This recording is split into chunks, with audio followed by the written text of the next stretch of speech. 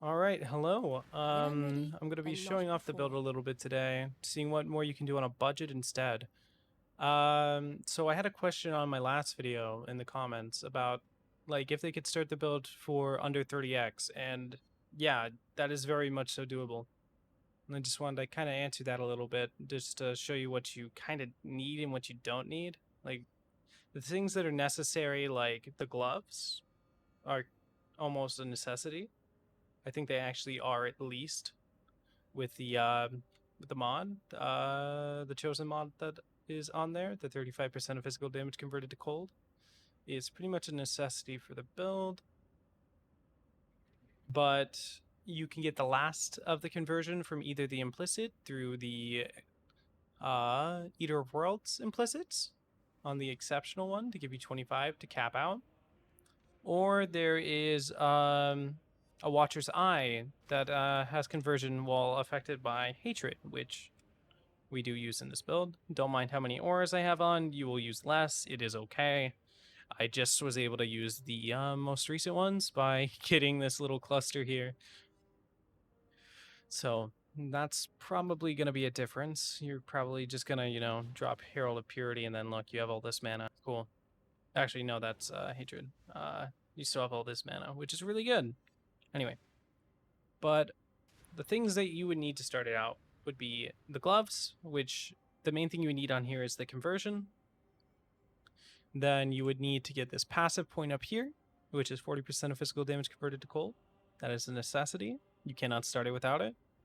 If you're doing full cold conversion, which is very nice. Those are the really only required things. 2 void batteries that look like this one. These are about 50C a pop, like with the enchant already on them, so that's pretty nice. Badge of the Brotherhood, not needed. Headhunter, obviously not needed, not needed. A helmet like this isn't needed. You can go with the Gaul instead, which is a very good starting helmet. Just use domination on your map device, and you get a lot of free power. I'd honestly recommend that starting out because you won't have as much damage. It would like kind of equalize you a little bit, making sure you can actually do enough damage to start like the Herald of Ice pops. I don't know how necessary the chest piece is. I know it's nice to have, but I don't think that it is 100% necessary. Though it doesn't cost too much to make. You just need to find the explosion mod on something else, like on a different chest piece. Get a 6-link sacrificial garb. Hit it with a Redeemer orb. Roll it until you get the 21%. Well, the increased effect of non-curse auras, like the tier 1 mod. And then just slam the 2 chest pieces together, clicking the chest piece you want to delete first into this one. So the non-6-link chest piece into the 6-link chest piece. So yeah, that's easy enough. Helmet's easy enough. This is pretty easy to make, but we won't get into that yet. We can get into that some other time. The main purpose is to just kind of show off what the build can do as well at the budget that I'm at, When and I'm kind of ready, explain and not why before. you don't need to be at this budget, but it is nice. So I'm just gonna grab a map real quick. We're gonna be running a city squares map. Grab the lowest one. And I mean, I guess I could just grab the scarabs as well. I'm using Harbinger, Expedition, Shaper, and Metamorph. The strategy I'm running is just kind of more Alp-and-Go and using my Sentinels. It's Firegrass made a video on it. It's pretty good. It's pretty nice. It's relaxing. It's not too bad. Yeah. So I'm going to show what I've been doing for money as well. At least when I'm mapping. We do this. Might gonna lag a little bit. Yeah, okay. So we rush straight to the boss with our red sentinel already popped at the beginning of the map. There's a chance I die here. It's just a little laggy at the moment. Okay.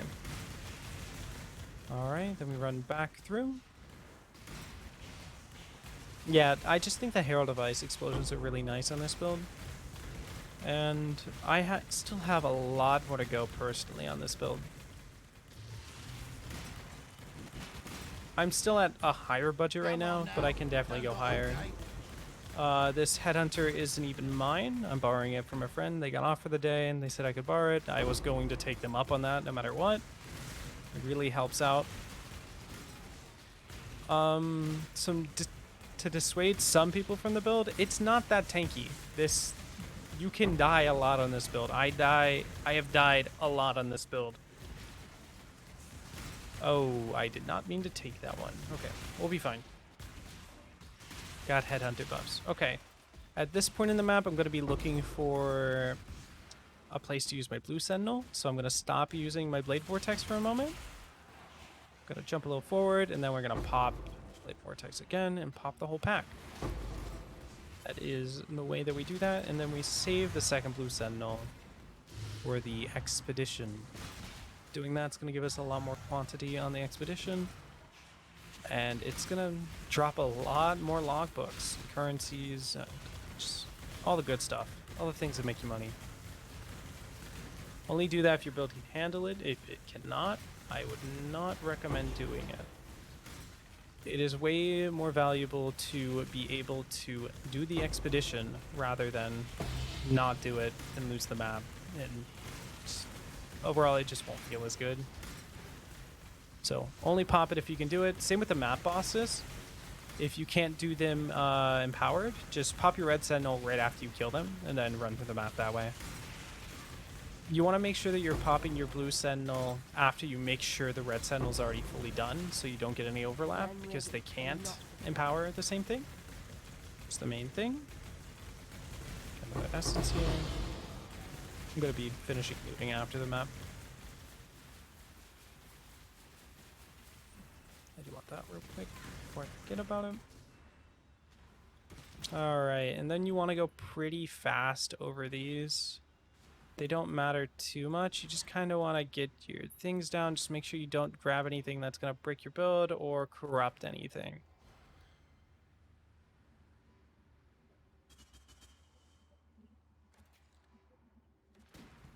That's the main thing. No corruption. No breaking the build. You check this really quick. Make sure there's nothing like cannot freeze, immune to cold. There's some other things that I'm not remembering off the top of my head, but you'll get a feel for it. Okay. Now, this is the most boring part, at least, if you do not have anything else to kill at the moment. Just have to wait for the expedition to pop a little bit more.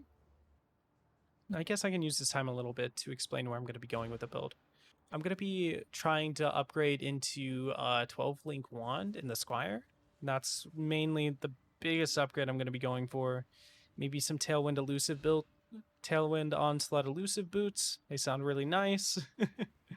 Especially with the Badge of the Brotherhood having elusive. Oh, I'm stupid. Okay, we're still fine. We still get a decent pop here. You're supposed to pop that right before you hit the pack. So, but we still got a decent hit there. Got some currencies. Yeah. Okay, the last thing we do on the map is we find a nice little open area and call in Tane. We grab the things we want. I will look through some of these a little bit more.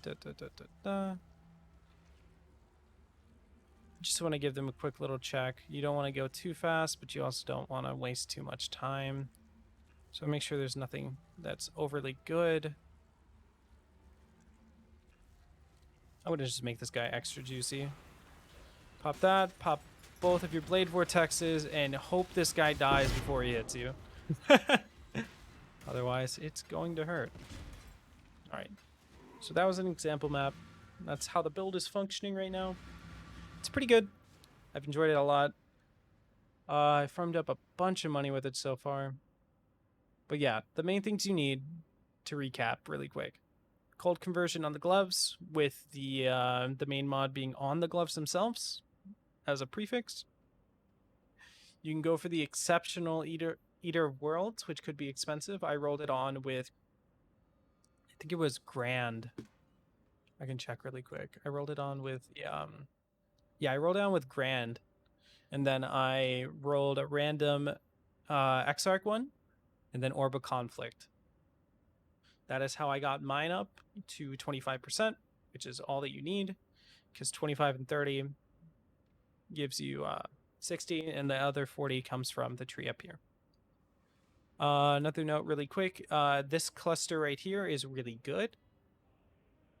It is only about 50 to 60 C as an 8 passive one. Yeah, it's 60 C.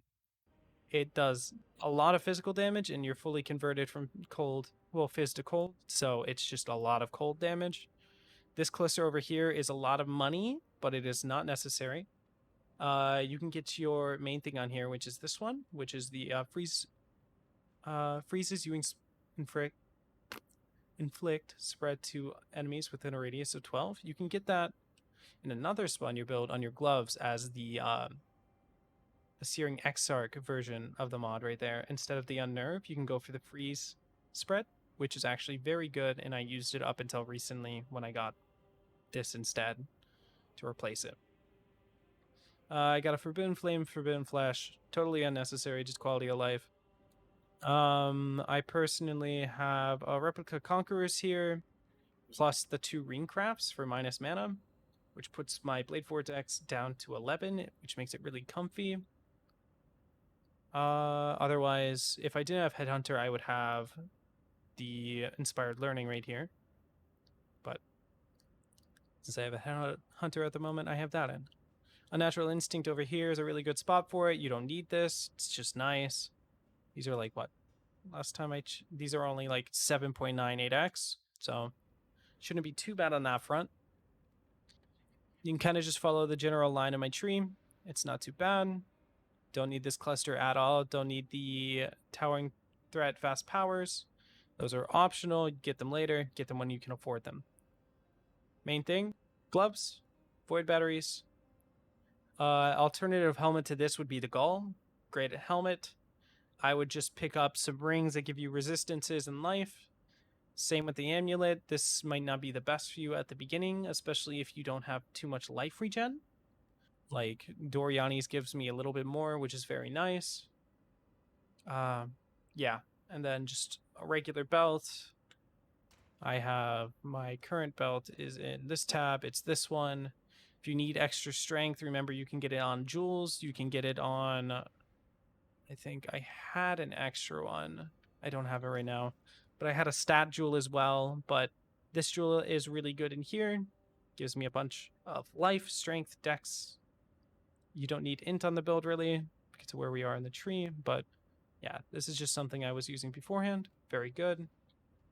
I think that's about it. My flasks are super scuffed, so I'm still like in the process of upgrading. I have a lot of money into the build, but it still functions. It's pretty good. So I think that is all for today. I hope that the video was informative and you might have learned something and seen where the build can be, where it can go. If you liked the video, like, subscribe if you would. It'd mean the world to me. But anyway, that's it for me. Bye-bye.